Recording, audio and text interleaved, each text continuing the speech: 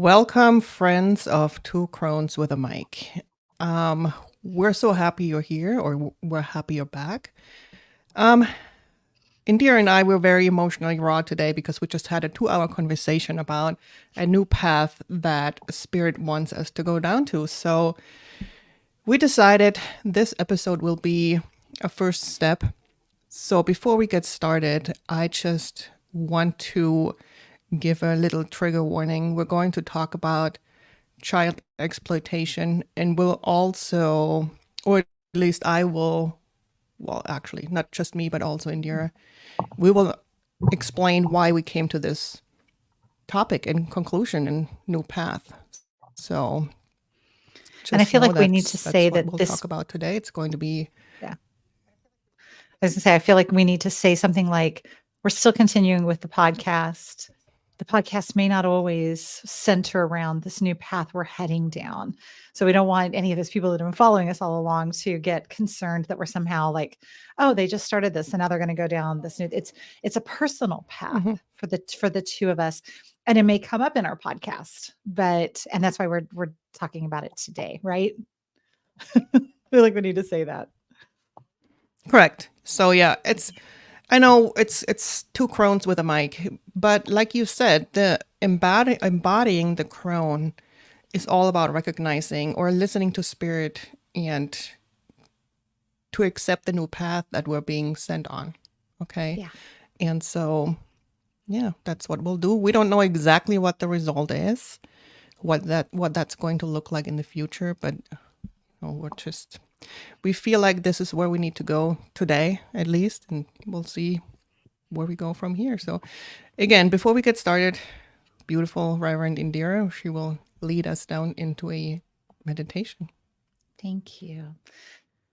So I actually rewrote this from a rewriting. So this is like my version of a very old prayer that had been written by or written.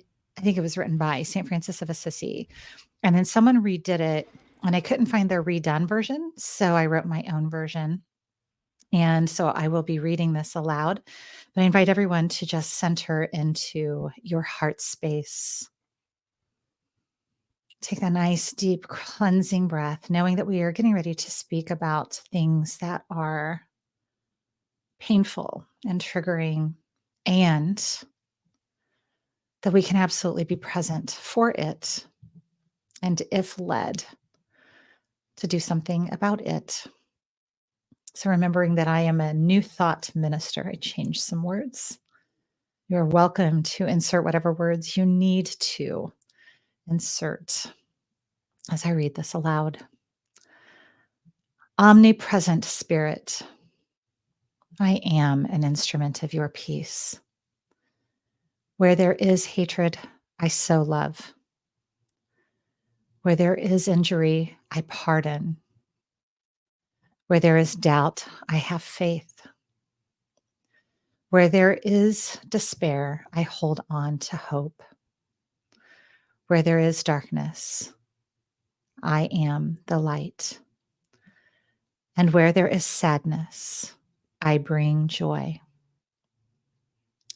O sacred life, I seek to be consoled when I am hurting and to console when I see others in pain.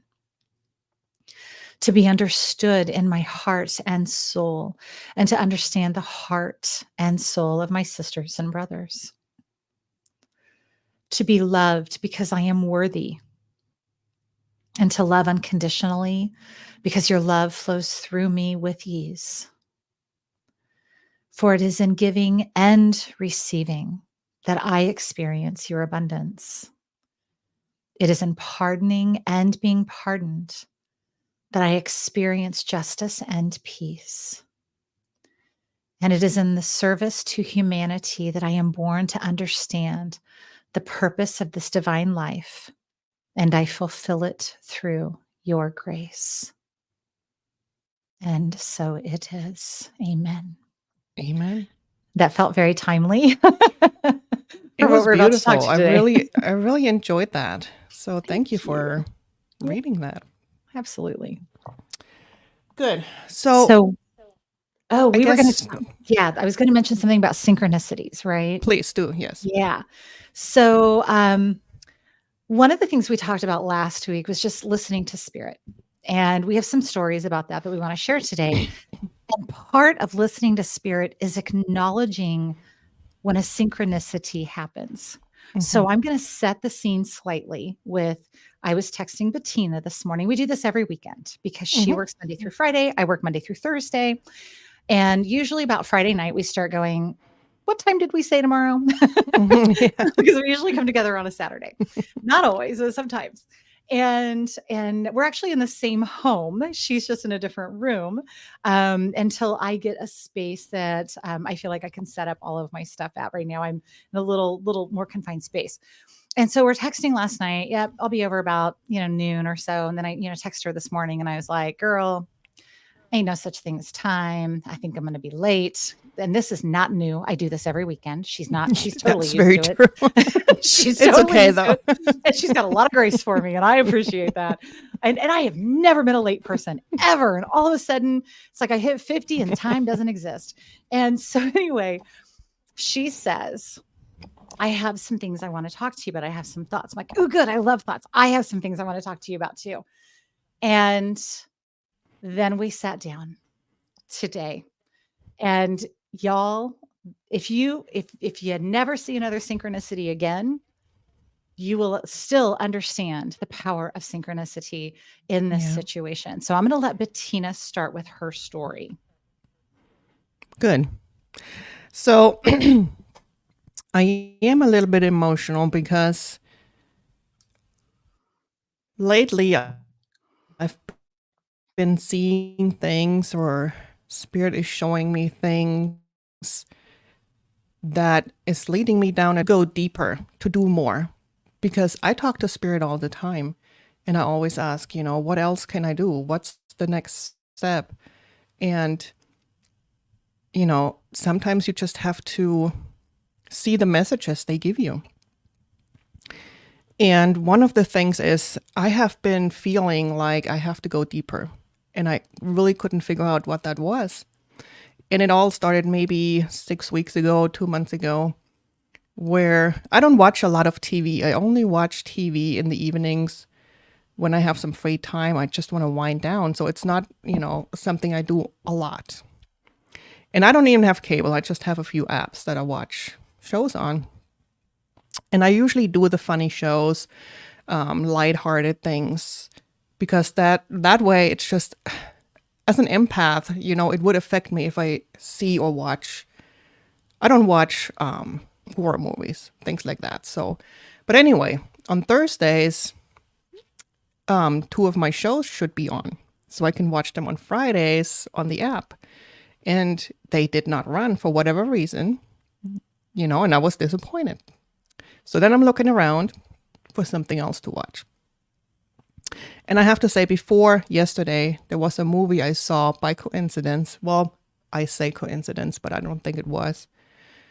That I found on Hulu, and it's called The Sound of Freedom. I did not know what that was all about. I just knew that it ran in the movies and, people were talking about it. So I watched it. And this is one of the most heartbreaking, heart-wrenching, gut-wrenching movies that I have seen in a long time. It's about child trafficking.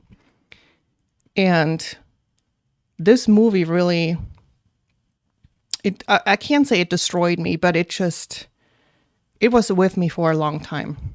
Just thinking about, all the things that are out there and that's happening to poor little kids. And this is based on a true story, by the way, guys.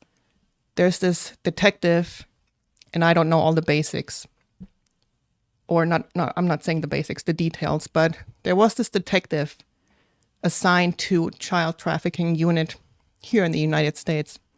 And he got so involved that even his own department told him to pull out because they don't have the funding to send him, to different countries to help rescue children.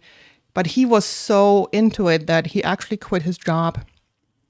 He used his own money, his own resources to go to Honduras, where most of the trafficking was happening at that moment or at that time or whenever, when he heard about that.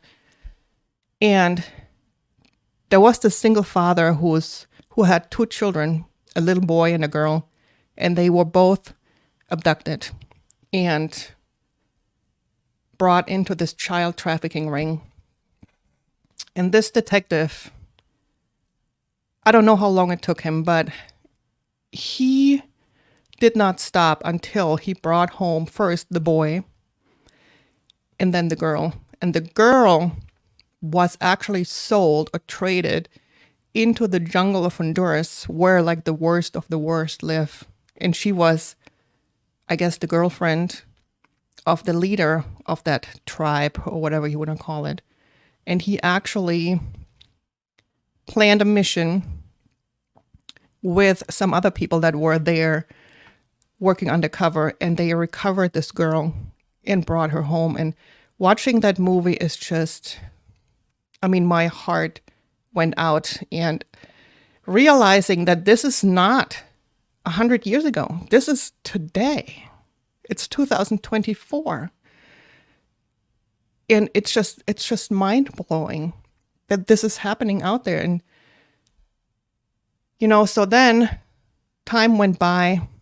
This movie or this, what's out there, what's going on out there is still with me. And I keep asking Spirit about, gosh, what is it that I need to be doing? What can I do? What can I do more and go deeper into? So last night, when my shows were not on, I was just cruising around and I found this. I came across this show on Netflix called To Kill a Tiger. And it turns out it's a documentary. And I didn't really read too much into it. I just turned it on. And y'all, I tell you, it was about a village in India where a 13-year-old girl was gang raped. And the whole village blamed the girl. And this documentary blew my mind. Just the stuff and the comments of the villagers, not just men, but also the women of that village, blew my mind. It was all about, well, it's her own fault. She probably danced provocatively. She probably was wearing lipstick and she probably did this and that. And it's like, I was literally wanting to bang my head on the table the whole time. It's just mind blowing. And I know it may be because they're so far out in a village, and maybe it's education. I don't know. But then I always feel like there's something called common sense and empathy. You don't have to be super intelligent to have empathy, to have common sense, or to protect your own child. I don't get it. And one of the perpetrators was her own cousin. It was in the family. And there was a village elder who was supposed to speak for the family and for the community. And I have to say it, he was the biggest douchebag ever. I kept watching it and I just could not believe what comes out of his mouth. And remember, it was a documentary. It was not a movie that they made, okay? They didn't write this. And so finally, at some point, they ordered him to go to court to testify. And this village elder, all he did was complain about, oh, it's too hot. I have to come into this city. What's in it for me? And that's when I had to turn it off. 3/4 through the documentary, I had to turn it off because I just could not take the comments anymore. I mean, and again, this is 2024. We're here right now on this planet. And there's so much cruelty or injustice happening against women and female children. It is mind-blowing. It is so hard on me as an empath or somebody who's so overly sensitive and wants to help, or as a healer. I'm sitting here. I was sitting on my couch last night thinking about what can I do? And then I turned off that show and I turned on something else where I thought it has nothing to do with, crimes against women, because the title was something like something supernatural about, seeing energy and all kinds of stuff. And I don't even remember the title. In the first 10 minutes, the intro of that movie was a woman in communist China, you know, being beaten. She was in prison. They poured ice cold water over her without heat in her cell. And I had to turn it off. And I'm like, Spirit is trying to tell me something here. Okay, I need to go down a different path. I need to be doing something. I created with you, we created this platform, the podcast, who has the potential to reach millions of people. I really feel like there's something I need to be doing, something more I need to be doing. And in the metaphysical world, it is very known that healers are born into the Western world. Because, and the reason for that is that if you are born into the third world, you're preoccupied with survival.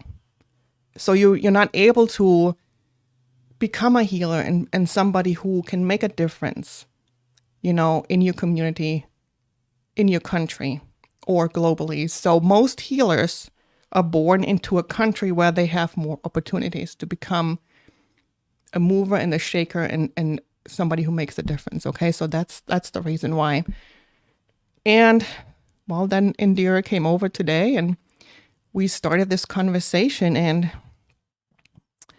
yeah, we've been talking about it ever since. And yeah, so I'm emotionally raw. I know I have to do something.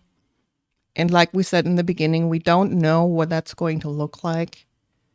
But I feel like we're being led to make a difference.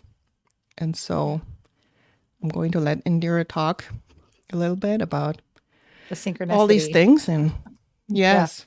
The synchronicity. So yeah, I got here this morning or actually it was this afternoon. Let's be honest. It was supposed to be this morning. And so Bettina told me that story and because she had said, I'm having some thoughts. And we had talked even a couple weeks ago. I think we need to go deeper. Feels like the stuff we're talking about is surface level. Yes. Yes, there are women who are struggling with finding their passion and their purpose after this age, after you turn a certain age, after your children are gone. As women, we are struggling to find our passion and purpose. And we live in a both and world. Yeah. So here is how it became a synchronicity. So she told me the story without knowing what I have been going through for the last few weeks. My purpose right now, and I firmly believe that my purpose in this world is to be a healer in part. And what was really interesting is on my way over, I was listening to a reader on YouTube who was talking about how healers, particularly in the Western world, we are given those lives that require us to heal from, so we can first pave the way, and then second, show the way. Right? Yeah. First we make the path, and then we show you the path. And so a lot of what I have been focusing on is deep, deep healing of a very brutal childhood. And I have been in therapy since I was 19 years old. I had had two mental breakdowns in my life, never been institutionalized for either one. And one of them happened when I was 19. And it was when my sister jokingly sent me a picture of my father. He was featured in a calendar, and that started me into therapy. It was not a sexy man calendar, by the way. My dad was not that. And I had not seen my father. I was 19 years old at this time, and I had not seen my father in over 10 years. And for a lot of the reason for the story I'm about to tell you. And so I have been to shamans and healers and therapists since I was 19. I'm 52. So you do the math, because I can't. And I just know that it's been a really long time. And I am seeing this amazing therapist now who has agreed to do EMDR. Actually, it was her idea. It wasn't even an agreement. It was her idea. I think we need to do this. And last Friday, I went through an EMDR session around the major event that happened to me when I was about 4 years old. And there is no one alive that can confirm this. Everyone is gone who was there except me.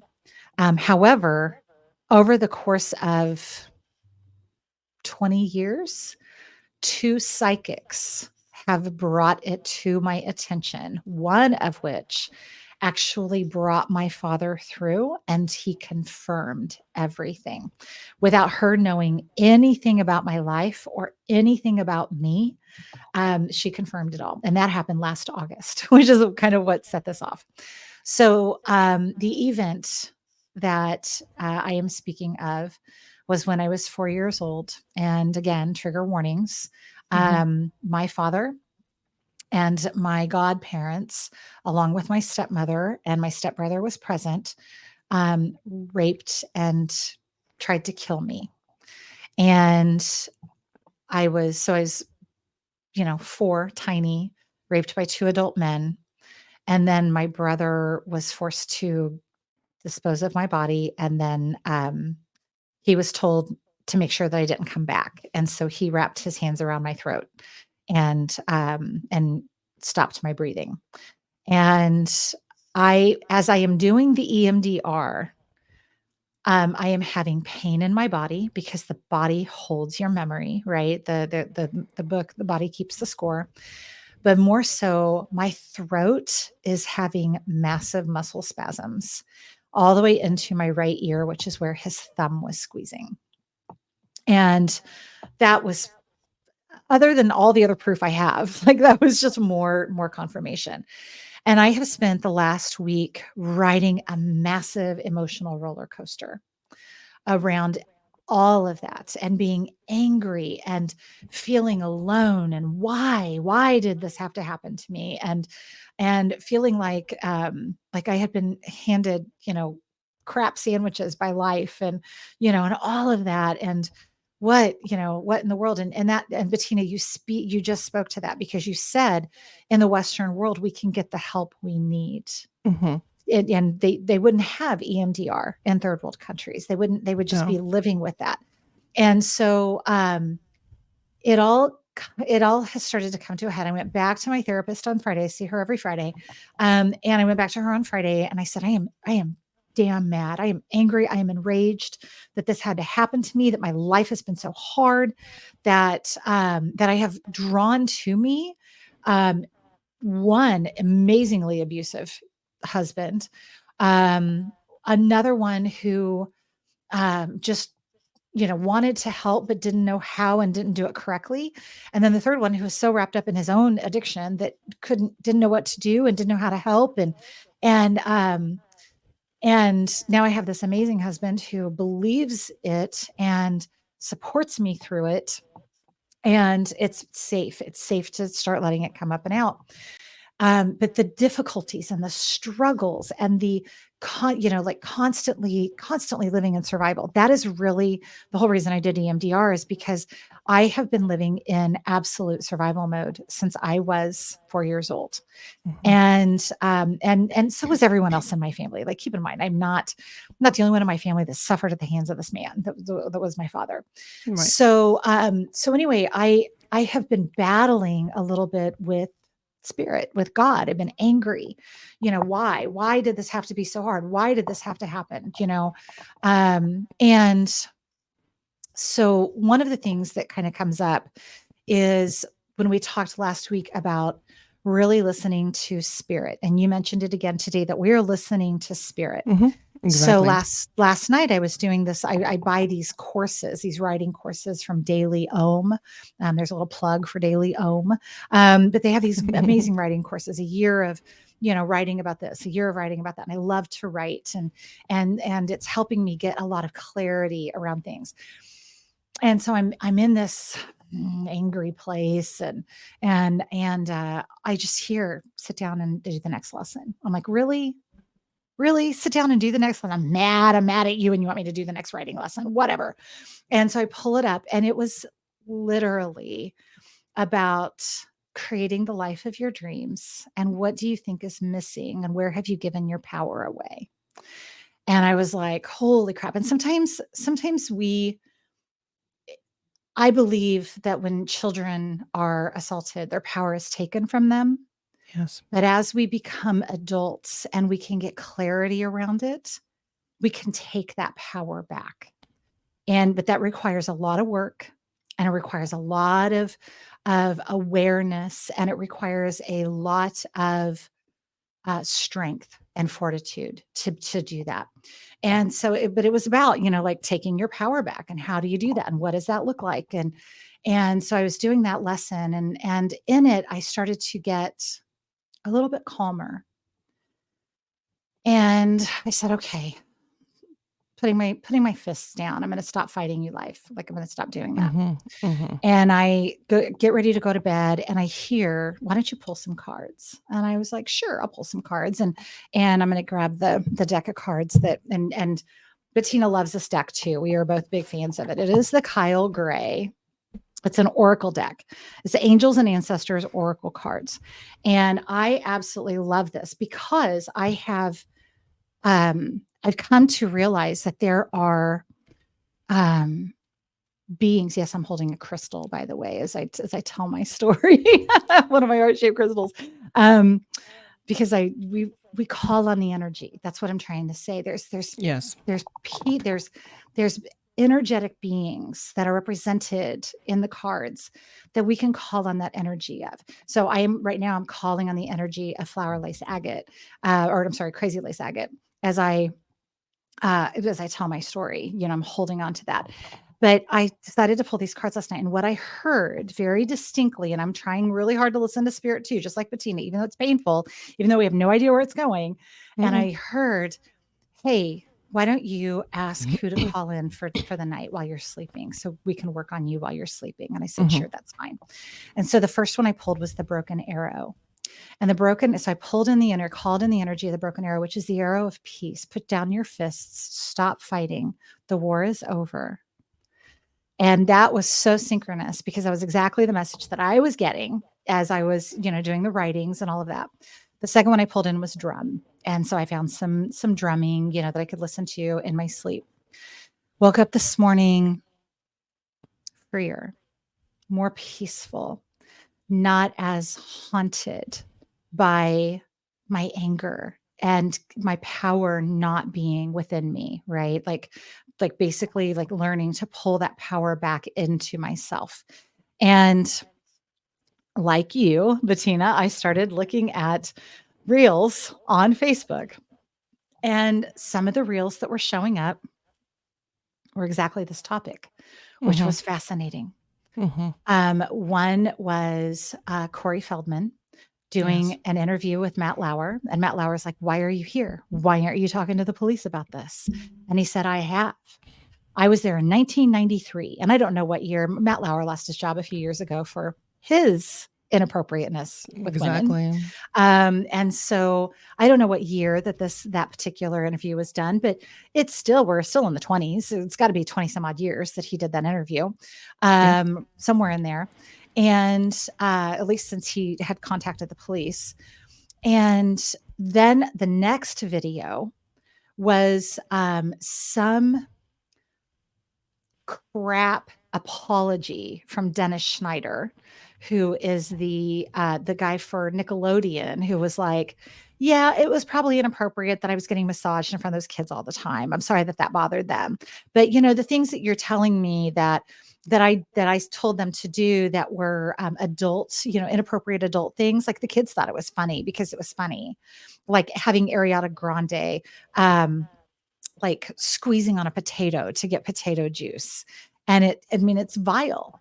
And he's given this crap apology because I don't, because some people are going to believe it. But as I'm watching this, I'm like, this is disgusting. Yeah. This is pissing me off. Then I scroll to Amanda Bynes, and it's a whole bunch of it's either TikToks or something that Amanda Bynes has put on social media about what was done to her.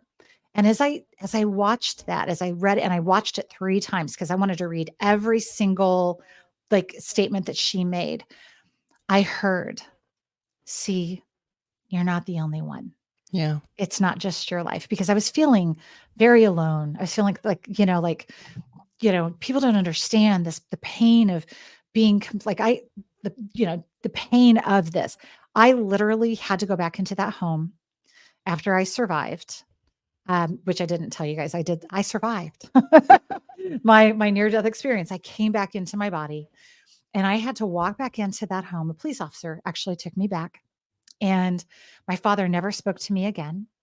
And my stepmother beat the crap out of me, like pretty much every time I was there. And my stepbrother molested me while I was there. And but in that time frame, I had to go back into that home for another 4 years, every other weekend in the entire month of June. And I had this realization, as I'm so angry, that there was literally no one in that house that cared whether I lived. There was no support in that house. And then, when I would be at home, there was so little support in that house until I was 12 or 13, because my mom just basically said right to my face, like, you weren't interesting until you were 12. So we, feral children, really feral children. My sister moved out when I was 7. She moved out of the house when Mm-hmm. she was 7 because she was 10 Mm-hmm. years older. So anyway, going back to it, I realized that I'm not the only one that has this experience, Yeah. especially reading the Amanda Bynes stuff. And then and it all, like, there wasn't anything pleasant on my Facebook reels this morning. It was all about this. Mm-hmm. And like you, Bettina, I was like, what do I do with this? Why Yeah. are you showing me this? What do I do with my experience? Mm-hmm. What do I do with what is finally coming out of Hollywood very Mm-hmm. loudly? And what I heard very distinctly was save the children. And then I saw the Yes. book that I mentioned in one of the other podcasts called The Second Mountain by somebody or other. I don't have it in my head right now. And it feels like part of your and I's path, Bettina, Mm-hmm. is our second mountain, which is that second, um, the first thing that you do is you find your job, you raise your family. And then Mm-hmm. that second life that you find at whatever age you are, and Yeah. whatever age we are, is we find a purpose, and we Yes. follow that purpose. And it Yes. feels like part of our purpose is around saving the children. I'm up for it. Yeah, whatever that looks like. Yeah. I mean, so many times I've been asking Spirit is like, what else is there? What do you want me to do? And it takes a little bit because they show you piece by piece by piece, and it's like a puzzle. You put it And it together, doesn't and always make sense. it doesn't always make sense right away. Yeah. But I feel like my heart is just so crushed by all these things that I've seen in the couple of weeks or 2 months with, you know, just being aware of what is going on in this world. It's just mind blowing. And, you know, I know it's I mean, it happens to like males or boys too. And I'm not saying that, we're not going to do anything about that, but it's just the injustice against females in different countries is just like, it's And here. unspeakable. Yeah. What? And here. And here. Yeah. Yeah, all But over at the least world. here we have a Yeah. justice system. Okay. There are Somewhat. resources or Hmm. somebody Yeah. who stands up for somebody. But by gosh, I mean, these poor kids or teenagers that have to live this life in these remote villages and are just, there's nothing for them, nothing. And They I know literally have to go yeah, back in the house like I did. They have to go back in the they house have to go back into that house. that nobody wants. Nobody cares if they live or Yeah. die. Yeah. Yeah, I hear what you're I saying. mean, in that show, like I said, it was a documentary. It was not a Mhm. movie that was written. Mhm. There were, and thank God, there are activists over there, Mhm. that they're trying to change it. And they go to these villages and they're trying to educate people, but it is just such a soft approach. And Mhm. maybe as a Westerner, I don't get it. Okay. And that may be it. But watching these activists go into those villages and talking to these people, trying to talk a little bit of sense into them, is such a soft approach. I mean, the things they said to them was just like, are you out of, I mean, are you kidding me? I mean, it was what they said was like, well, can you not put yourself into the place of the girls? How would you feel? And I'm like, this is what you're asking them? I would just go in there with a flamethrower, okay? Right. I would just burn down this village. Right. And again, maybe my approach is obviously not the right one, but it's like, God, it is how when is this going to make a difference? I Yeah. know there are people out there that work on that, and but it's like, oh my gosh. So really what I want to say today is, if you can make a difference, please do. If you Mhm. are a healer in this Western world, do something, anything, even if you're just helping out your neighbor. Do something, be kind, spread the kindness. And if you see something, do something about that. And I just, gosh, I just hope that people will just, I don't know. So I feel Yeah. like Indira and I were being led on this path where we have to go deeper and we have to do more and do different things. And like I said, we don't know yet exactly what it's going to look like, but We'll let you know when we we'll do. let you know.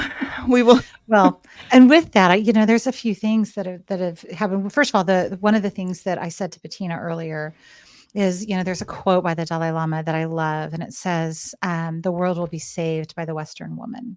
Yes. And the Western woman absolutely will. I see parents really stepping up and protecting their children, at least here. And if we know, then and we have more money than most other countries. Yes. We have more resources. Um, we have more drive. I'm going to be really honest. I love my Canadian friends. Um, but I have experiences with Canadians in some of the work that I do in my day job, and I do. I love Canada. I love my Canadian friends. Please do not think that I'm saying anything bad about Canadians, but I find that they tend to be very, very sensitive about certain words, and there's this passivity, to Canadians, and this is why. And I'm not the only one that thinks this. I actually saw a comedian one time talk about this, and he said, comedians kind of have this passive and this passive aggressiveness, and he attributes it to history, whereas Americans have this like really strong, like stick it up your butt kind of attitude, like we just tend to. And he said it's because when Canada was, and I don't know all of the history of this, you'll have Yeah. to forgive me, but basically when Canada was seeking their independence and from their country of origin, the country was like, oh no, you can't do that. We just need you to pay your taxes and pay more taxes. And so they were taxed without representation, and they continued to pay their taxes, and they did, and they still didn't get any more rights. They thought, if we'll go along to get along to go along, and it didn't work. They Mm-hmm. were still taken advantage of. The crown did not support them, and they have been angry and passive ever since. Whereas the Americans, we were taxed without representation. We pulled out our guns and we started a whole damn war over it, right? And he said that that's the big difference between. But we have this stick to itness, this drive to make right the things that we see are wrong in the Yeah. world. And I have to tell you, you were talking about, also, boys are involved in this, Sure. boys Yes. are Absolutely. absolutely exploited. I went down this weird rabbit hole a few weeks ago. I do this from Mm-hmm. time to time. Really. I do. In case y'all didn't know, I go through these weird rabbit holes. And I do it every doggone weekend and sometimes during the week for fun. And Woohoo. so I had been listening to a lot of hair bands over the course of several weeks. In fact, so much so that my friend who was getting ready to do stand-up comedy included me in it, and my hair bands, and how I made her care about this situation. So I'm going to talk about this real quickly, because this speaks to this. It speaks to the Western woman and how Mm-hmm. she is going to save the world. And part of how we're going to do that is we are going to talk about the hard things. I do Yeah. love, I absolutely, I listen to it often. I listen to Glennon. Glennon Doyle. I think she's Glennon Doyle, Glennon Melton. Anyway, listen to her podcast. I think it's Glennon Doyle Melton. I listened to her and Abby's podcast with Sister, and they talk about doing the hard things. And I will always shout out that particular podcast. It's fantastic. You start a podcast because you're a fan of podcasts. That's why we do it. And you want to do that too. But we will always talk about the hard things. So I had been listening to a bunch of hair bands. And one of the hair bands that I was especially fond of was Warrant when I was growing up. And I especially loved Janie Lane. And what I loved about him is when I watched him in interviews, he would talk about the bubblegum song that he made that ended up being like basically like their biggest song ever, which was Cherry Pie. He hated that song. He hated it because it had no depth, it had no soul, it had nothing to it. And he had been in music his entire life from childhood. He was a passionate songwriter. He was a passionate showman. He was all about the music. And he hated Cherry Pie, but that was what the record company wanted.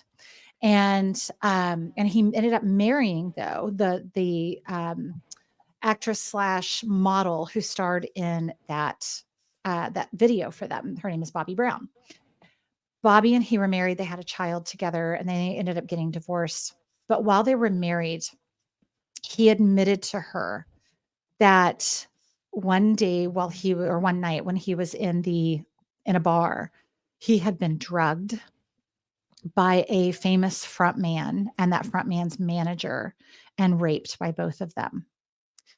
And it devastated him. And of course, I went down that, and I talked to you about this earlier, Bettina. I went down that weird rabbit hole with that of looking at his pictures and trying to see about when it would have happened based on the look on his face. I talked to Bettina about this earlier, and anyone who has survived child sexual abuse or any kind of sexual trauma knows that look.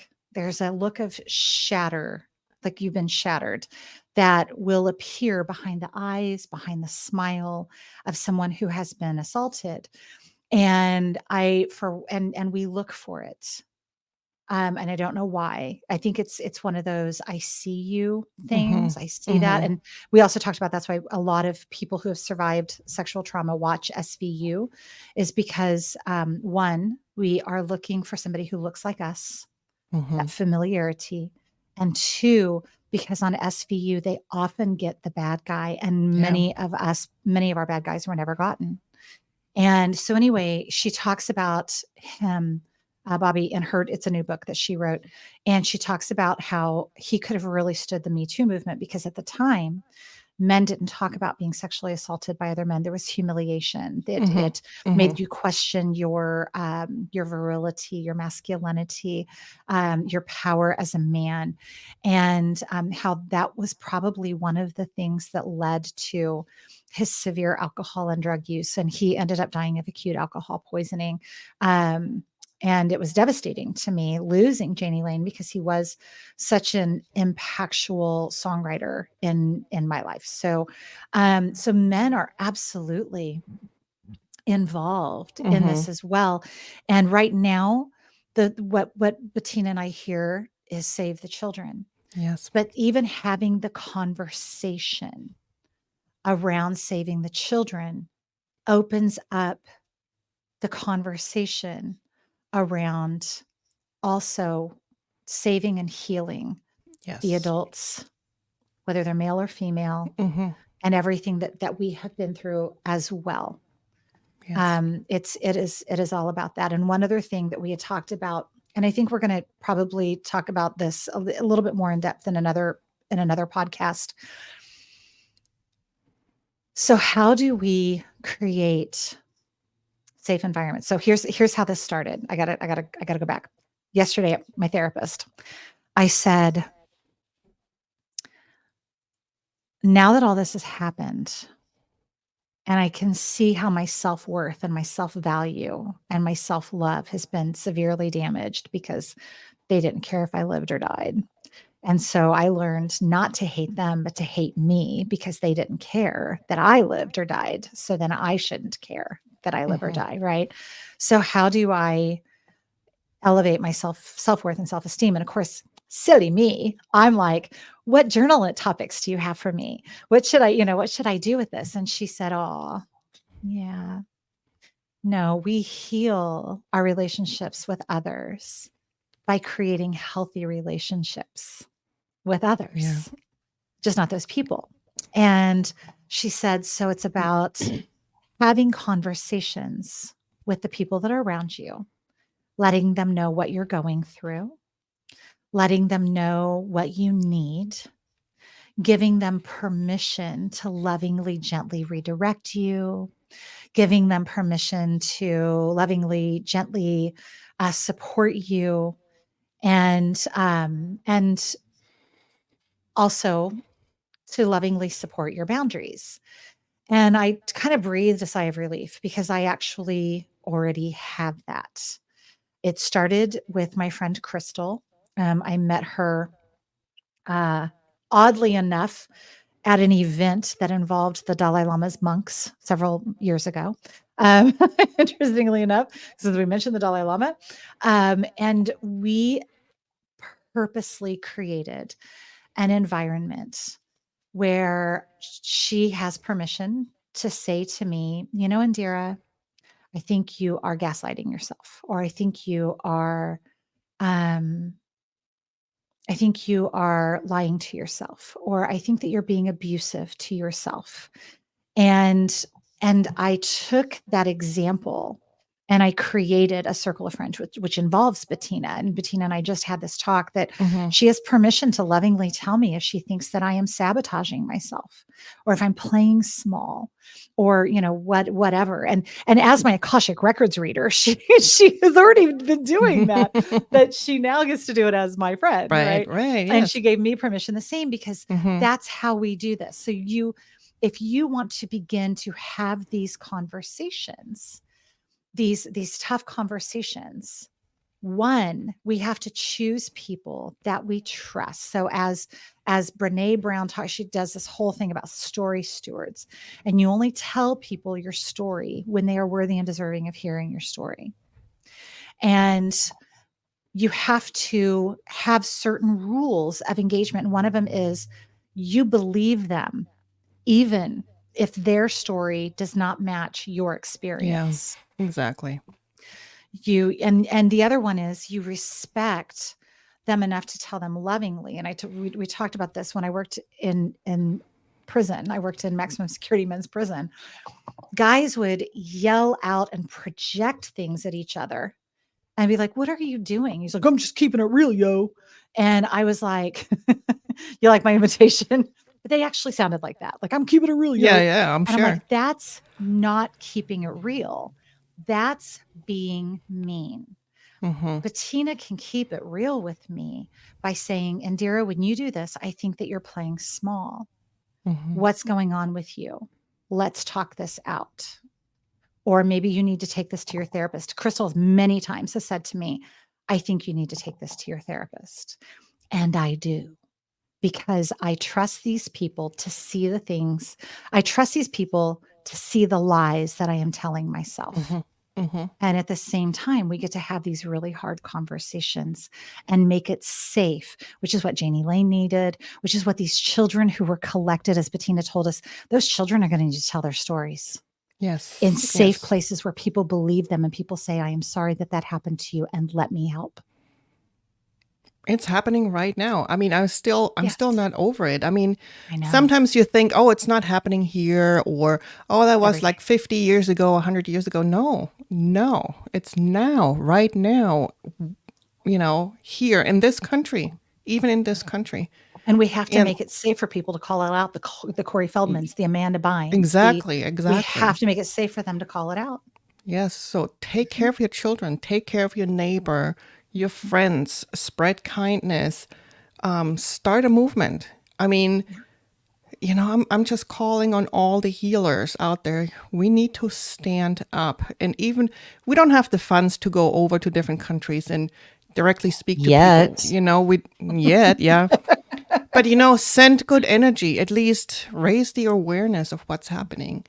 Yeah. Be kind to anybody that crosses your path because you don't know, what's going on. with And them. if you have experienced this, Mm-hmm. tell your story. Tell your story. Tell your story, because the more that we tell the story, the more awareness we have and the less power they get, Exactly. whoever they are, Whoever the they are. perpetrators. Yeah. Exactly. Yeah. And when we talked about all this for like 2 hours just We did. today, Indira went online, and I don't know, she was trying to look up something, but then what did come up for you? The card? Oh, Yes. So this goes back to that synchronicity thing. yeah. So she actually, we were trying to lighten the mood a little bit because Mm-hmm. this is really heavy and Bettina's Yes. really raw from it. I've been really raw. Today is my most stable day I've had for the last week. And I was on staycation this week. I slept 19 hours out of 36 because my body was healing Mm-hmm. from, and for people, if you can afford EMDR and if you've had traumatic events, I highly recommend EMDR with a really good, trained person. But anyway, so we were trying to lighten the mood a little bit. We were watching some Gen X videos. Super big shout out to like Slim Sherry and John Qatar. It's like Cotadara's. Hilarious. It's hilarious. Mr. Professor 318, love him too. Mm-hmm. And so we were watching some of those fun things, and I was like, oh, let me find, because it's like, you can't summon a generation with a song. And Yes, they you had done can. one with, yes, you can. And you did the one with the flute, which is at the beginning of Sledgehammer, I think. Mm-hmm. And I Mm-hmm. was looking for the one that was the beginning of the Prince song. I think it's 1999, actually. So anyway, I flipped open Facebook, and the very first thing on Facebook was a Kyle Gray card. And it was the Order of Melchizedek. Melchizedek, he's an uh, archangel, yes. yeah, and you channel him, Mm-hmm. and you're like, oh, I know that card, or I know that order is what it was called, because it's Mm-hmm. actually talking about. They say that it's mentioned by Jesus in the New Testament, or is in New Thought, we call it the Christian scriptures, right? Mm-hmm. And but the card specifically said, I lost the words. Do you remember what it said? It was Mission uncovered. mission uncovered. I That was was like, you're it. kidding. You are kidding me. So And I today couldn't was put it all verbally. about everything that's been happening to the both of us in the last couple of weeks separately. Mhm. Kind of came But to a crescendo and to a resolution, or to a path, to a new path. yeah, So like we said, we're still going to be two crones with a mic, and we have other topics that we will talk about, but we evolve. And so just stick with us, and just we'll our see where all second this is yeah, good. our Yeah. second Our mountain second right now mountain. is, if you've ever read the book Second Mountain, but our second mountain has something to do with saving the children. Mm-hmm. And whether we actually physically go in and do it, or we donate money to causes, or we do it through being energy healers, Mm-hmm. whatever it looks like, that's going to be ours. And every podcast is not going to be about that. But Exactly. we are embracing and embodying our crondom Mm-hmm. by understanding that this is where we're being sent. There's a reason that she's experiencing this and I'm experiencing this, and that I just learned about Janie Lane a couple weeks ago. There's reasons that all of this is happening, and we Mm-hmm. are being called to answer that call and Correct. to have our mission uncovered. Dun dun dun. Exactly. But yeah, we have a lot of other topics. I think I'm just going to throw this out there while we're completely live here. I think one of the things that we need to talk about is our impending travels. The stuff that we're going to. Yes. So I think in our next podcast we may talk about um, how we are going to embrace and embody our crondom by, again, answering Spirit's call Mm-hmm. Mm-hmm. and doing some different things. Maybe do Some some travels, and we're gonna talk about that. Maybe can we talk about fun that next things. time? Yeah, let's Yeah. do. Let's Okay. do. All righty. Sounds Well, good. thank you so much, and thank you for listening to us. And I know I sound like a broken record, but gosh, be kind. Raise the vibration of this world, and just send some good energy out there for all the stuff that's wrong with this world right now. And if you think that your problems are heavy. Sometimes, and I'm not saying that your problems are nothing, but it could always be worse. When you see what other people go through, it's like you really have it pretty good. I When I I literally felt that this morning. My problems have been very mhm, heavy. And mhm, then when I was watching the stuff with Corey Feldman and Amanda Bynes, I went, "Oh my gosh, yeah, there's others just like me. I need to get out of my little pity party mhm, and I need to step into," as Neem Karoli Baba said to his devotees when they said, you know, "Guruji, how do we end our own suffering?" And he said, "Serve others." yes, amen, And that's how we do it. We serve others. yes. So let's all Yes. do that. Yeah. Serve in the capacity that you can. Yes. Nothing Whatever is that too looks like. small, nothing is too little, or nothing is too small. So serve in the capacity that you can. Just send some love in that direction. Yeah, Take a moment, take a deep breath, and just say, I send love out to every human being who has ever suffered a sexual assault. yes. And just let that radiate out and do it once a day, twice a day, once a week, whatever that looks like for you. Hmm. That is something. It's a start, it's a beginning. It's a start, it's a beginning, yes. Yeah. All Thanks right. for joining us today. Thank you so much, and we'll see you soon. Absolutely. All righty. Bye bye.